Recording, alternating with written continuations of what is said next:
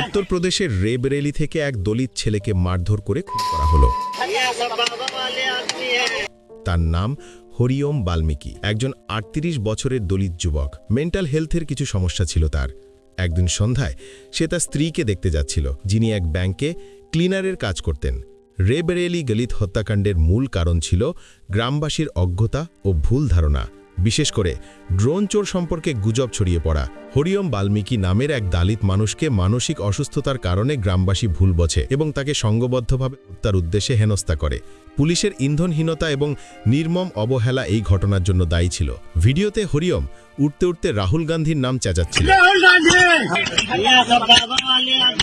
আর যারা মারছিল তারা বলে, আমরা তো বাবা ওলেদের। শুনে মনে হয় রাজনীতি আর গরিব মানুষের জীবন কতটা জটিল। পরদিন সকালে হরিওমকে রেলওয়ে ট্র্যাকের কাছে পায় স্থানীয়রা।